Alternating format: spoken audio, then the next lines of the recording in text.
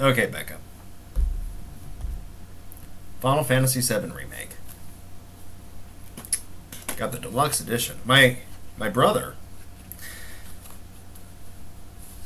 for my birthday, pre-ordered this and paid for half of it.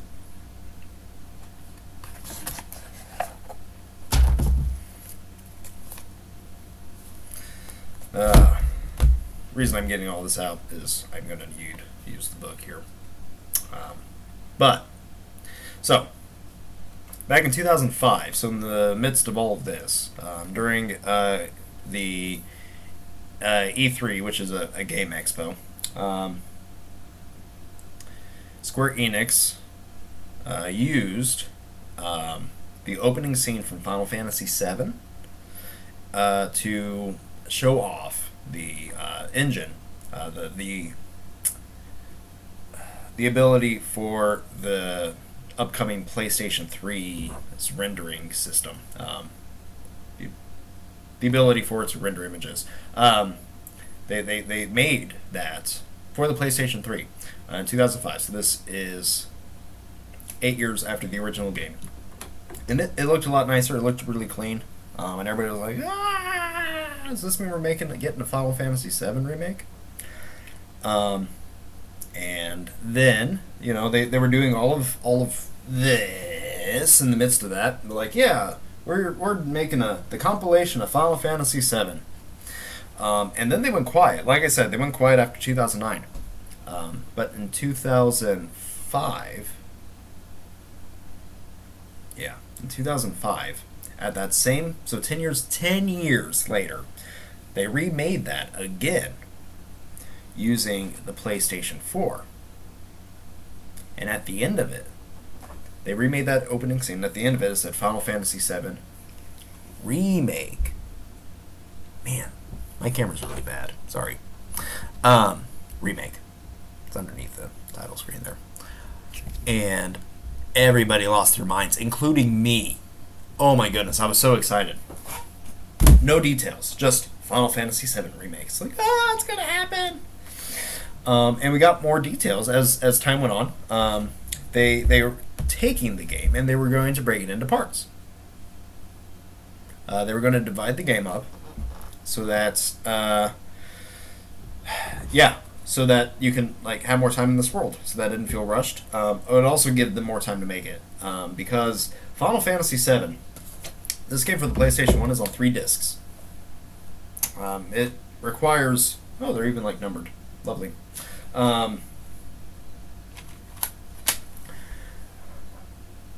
It's a lot. It's a lot, yeah. And if you're going to render the entire world, you're going to need a really powerful engine. You're going to need a lot of disk space. Need a lot of gigs. A lot of gigs. In fact, probably more than could be held on a Blu-ray disc. So they broke it into 2 parts, and they announced that part 1, which is this, what I have, was going to be only the Midgar section, which is the first 6 hours of gameplay in the original Final Fantasy. They were going to take this 6 hours, and they're going to spread it into 50. And some people got upset. I don't understand those people. It's like, you're going to make me pay $60 for a third of the game? It's not even a third, actually. Maybe a quarter of the original. And, duh. Yeah, I want to. They wanted us to sit in Midgar and experience it more, because it was really rushed. This game, it delivered. So it released earlier this year, 2020. So 11 years after the last Final Fantasy VII release, which was actually just kind of a remodeled movie, right? So it's actually been 13 years since Crisis Core, the last game, was released. And oh my goodness, so so what they did was they took the places that you went to, the people that you met, and they fleshed them out. They added so much depth and character to them. Aerith, like is sweet, and that's like her personality trait. Tifa's like the childhood friend, and that's her personality trait. Baird's the black man. That's literally his personality trait. But they gave each one of them like characters. And Cloud. Cloud is like, they make Cloud just a guy trying to be cool. That is his personality. And it's amazing. And you see him grow. This game takes place over 8 days. And you see him grow in that 8 days. Because he shows up and he's like, oh yeah, I don't care. And by the end of it, he's like interacting with people. He's like compassionate. He's like willing to listen to people. You get to see, you get to hear Aerith curse. It was amazing.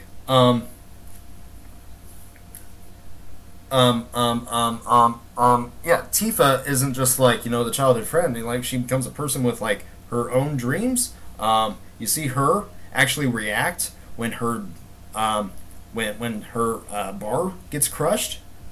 She gets really sad and angry at Shinra because they took everything from her again. But personally, my favorite thing that they like fleshed out was the 3 Avalanche members, Biggs, Wedge, and Jesse. Specifically Jesse. Biggs and Wedge get a little bit. Wedge is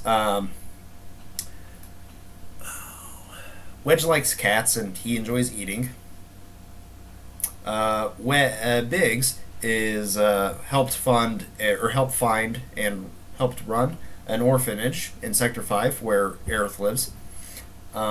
And Jesse is just very thirsty for Cloud. Jesse's a simp. And there's just like so much flirting. And there's just like a little bit of that in the original game, but they like take it to Deck 9. It's really fun. It's really fun. They're just so silly. And so when they die, you actually feel it. It wasn't just like in the original game, you can just run past them. You don't have to stop and talk to them, as they're dying. You can just like run past. And like when they died in the remake, it was like, oh yeah, like this really sucks. I cried when Jesse died. I cried. It was 3 a.m. I'd been up for hours playing this game, and I cried. They also gave Jessie a backstory. The reason that she joined Avalanche was because she was an actress, and she was going to be in a play at the Gold Saucer, but like right before opening, her dad fainted in exhaustion. Again, a Japanese gaming in Japan, like the very Japanese culture to like experience exhaustion, but he like passed out from exhaustion in one of the Mako holding cells and got Mako poisoning, which is what Cloud got. I don't think I ever said that, but Cloud got Mako poisoning when he like went down in I didn't say that, did I? I didn't say why Tifa actually stayed behind in that one village. But yeah, so you just kind of go into a comatose state. Cloud experienced it after he gave the black materia to Sephiroth, because he got plunged into the live stream, and it outed him in like the island village. But anyway, so yeah, Jessie believes that her dad's in the live stream. That's where his soul is, and she doesn't want it to get sucked up, because then he would never be able to return. Like that's motivation. Didn't get any of that originally. I mean, you could make it through the Midgar section in a little over an hour. Yeah. An hour to 90 minutes if you really like sped through it in the original game. But you in the remake, you stop to smell the roses. You interact with people Cloud's like, I'm a mercenary. I need my money, and so you interact. You do odd jobs for people. You get to see Cloud improve in his ability to interact with people by the encouragement of Tifa and Aerith.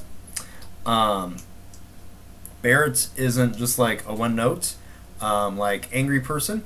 Like they like give him the personality of like a WWE wrestler who speaks charismatically in order to invigorate those listening. Yeah, doing this for the planet, and it's great. It's so good. Ah, and you also you run into Red at the end, Red 13, Nanaki, towards the end of it, but he is yeah. You don't actually get to play as him because you only have like a couple hours left to gameplay at that point, and I think they just want to save it for the second part, which yeah, I respect that. Um, yeah, you really just get to sit in Midgar, which was again like 6 hours of the original game. It's great. It's phenomenal. I love it. And I love the way that they fleshed out the world. And I already said that. I'm going to keep saying it because it's great. It's amazing. Now they did make a couple of changes. Right. Because in the beginning of the game, you blow up a reactor, right? And in the original, you see fire and some people running around, and that's it. In this game, you spend an hour walking through rubble, hearing people scream, seeing the result of your actions.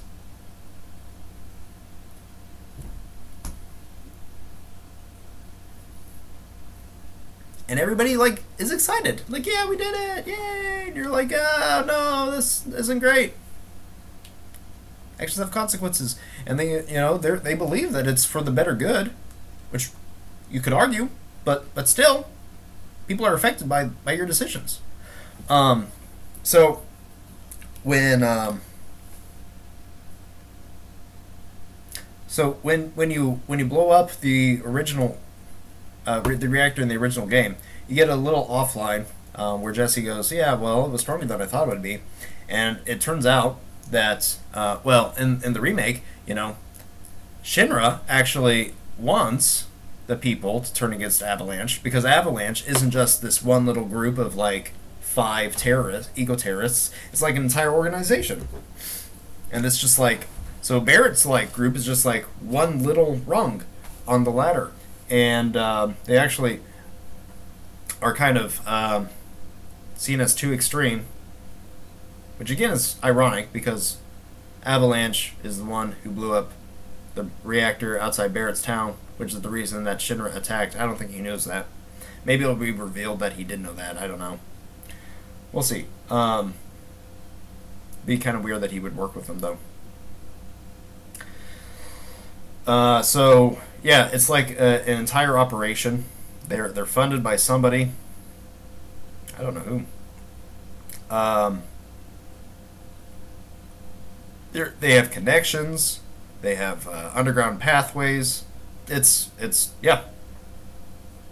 What was it talking about Avalanche though? I don't remember. Probably just to like talk about what was going on. Also, Kyrie, the girl from the book, and her grandma, Muriel, are in the game. So is Leslie. Leslie is the guy from the book with like the girlfriend, the guy who worked for Don Corneo.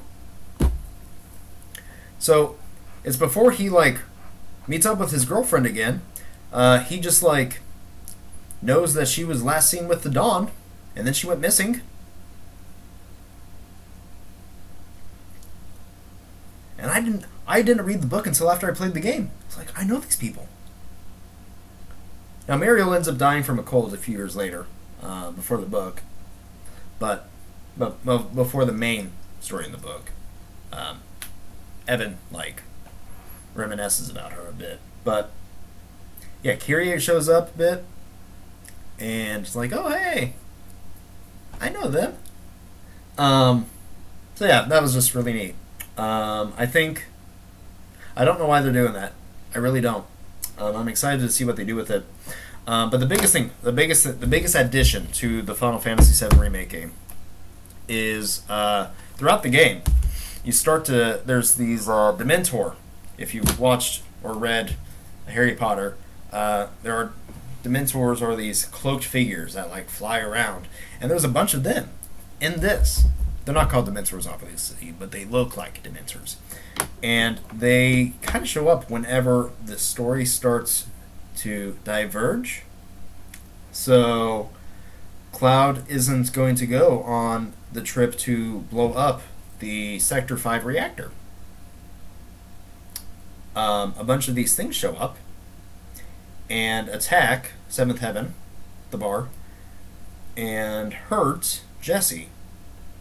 So she can't go on it.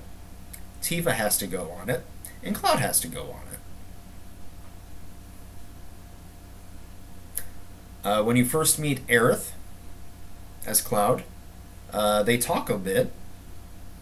They talk a little too long, and eventually it becomes pretty apparent that the soldiers, the people who start like shooting at Cloud are gonna probably run her in, so they drag her. So the Dementors drag her off, and you make it towards the end of the game, and you learn that these are the Arbiters of Fate. They keep the timeline consistent.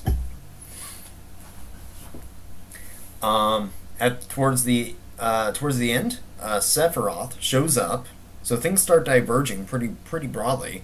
Sephiroth shows up in front of the group and stabs Barrett. Looks like he kills him, but he gets saved by an Arbiter because Barrett can't die yet. It's not part of the timeline. So I kind of like these things because, it keeps people safe.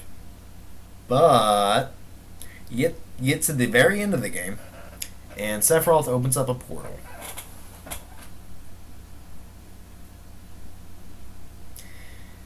Now, you also, at this time, get to oh boy, when do you see that? You start getting cutscenes, basically from Crisis Core. It's Zack's last fight, in which, he's like going down in a blaze of glory, and it's right before, there's a wonderful line, "The price of freedom is steep." And then he goes and he starts fighting. And they take that whole scene verbatim, they redo it, they redub it. I don't like the redub as much, but oh well. Because he sounds kind of cocky, like, "The price of freedom is steep." But anyway, so he starts, like, fighting everybody, and then, like, it's the end of that cutscene, and then you destroy the Arbiter of Fate, and Sephiroth's like, "Ha ha ha! I know what's going to happen, and I am stopping you." Because this is Sephiroth from the future, I guess. He has found a way to go back in time to stop Fate. So now there is nothing controlling the timeline, so that he loses. And then you get a cutscene of Zack, who survives. He lives. Zack doesn't die. But there's like a little subtle nod, some in-game stuff that just shows you that it's a different timeline than what you're on, or it's changed, or something. I don't know. But it wouldn't make sense for Zack to be alive still in the main timeline, because he still has the Buster Blade, but Cloud is carrying the Buster Blade. So who has the Buster Blade? It's another timeline. There are multiple timelines. There are multiple timelines! Ugh. This is probably where I need to start talking about Amano.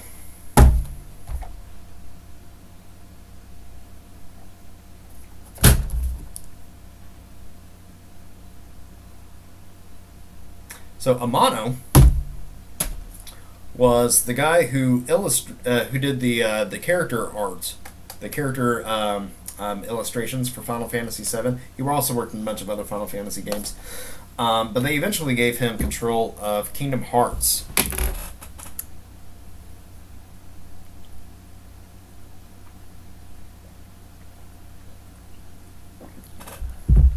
Ooh. Be right back.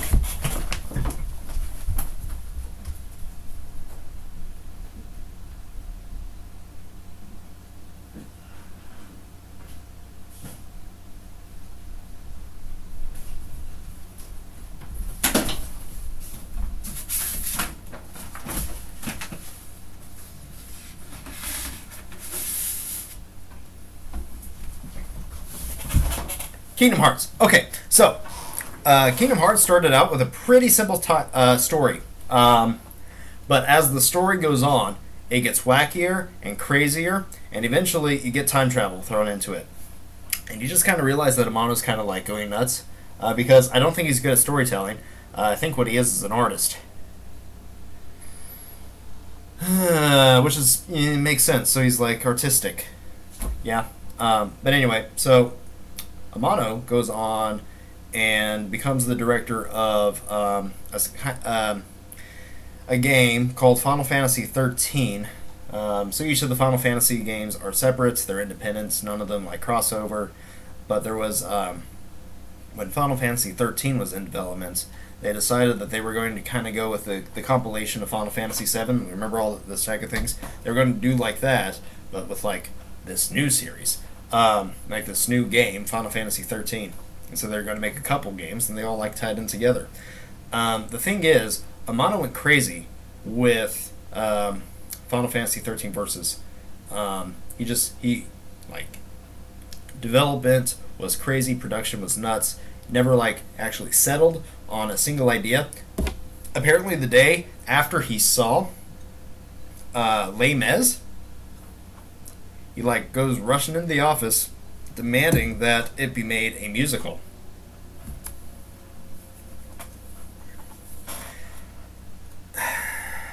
Anyway, so eventually, Square Enix yanked him off of Final Fantasy 13 Versus, and they rebranded as Final Fantasy 15 because it had been pre-production, not actual production, pre-production, for 8 years.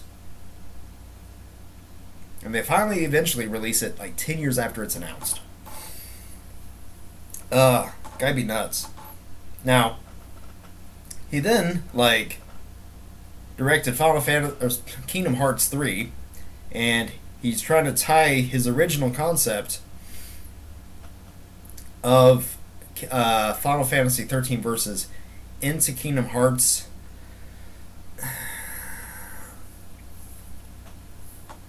Somehow, the end cutscene, the end movie from Kingdom Hearts 3 was literally taken from the trailer for Final Fantasy 13 Versus. This guy is crazy. So you may understand why I was wary when I found out that he was the director of Final Fantasy VII Remake. Fortunately, they brought back as much of the original team for Final Fantasy VII as they could, including the original director who co-directed with Amano. And I think he is the one that is like trying to keep it on the straight and narrow. But Amano, talking about time travel, has me a little worried. But, that being said, I'm excited. Because they now get to tell the story that they want to tell. It's not a retelling. I don't think Final Fantasy VII Remake is a remake. I think it's a sequel. I think it's the sequel that we never got. Because Brandon, have been sitting with the loss of Aerith, like Cloud, for 16 years. And this game gives me the opportunity to go back and finally save her. It's a remake to me. Sorry, it's a sequel to me. I can save Aerith. Maybe. Potentially. I hope so. We'll see. I don't know. I don't know what they're doing. But I have hope. And the only reason that I can hope is because I destroyed Cloud through me. I through Cloud. Destroyed the thing that bound that timeline. So Sephiroth is in this timeline, Final Fantasy VII, Advent Children, and then he like goes back in time, and I'm in this parallel timeline. So this timeline still exists. Cloud still being mopey and everything that still exists, but so does this one. And Zack, and in another one, Zack survives. So maybe in this one, Aerith can survive. Maybe I can save her. I hope so. Man, I hope so. That would be amazing.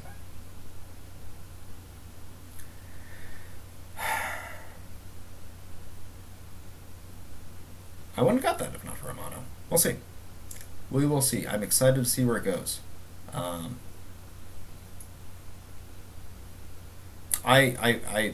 love the remake. It's beautiful. The characters are amazing. The music is phenomenal. They brought back Nobuo Uematsu, who has signed my copy of Final Fantasy VII. He's the composer for the original. So we'll see. I can go on, I think, but that's most of my thoughts. I like not Moby Cloud. I like kind of cocky, but it's obviously him trying to cover up his insecurities, Cloud. Because he is still pretty BA. He is still infused with Mako. He basically is a soldier first class, but man. Okay. Thank you for listening to me talk about Final Fantasy VII for 3.5 hours. This is a trip. We should do this again sometime. Till then, take care.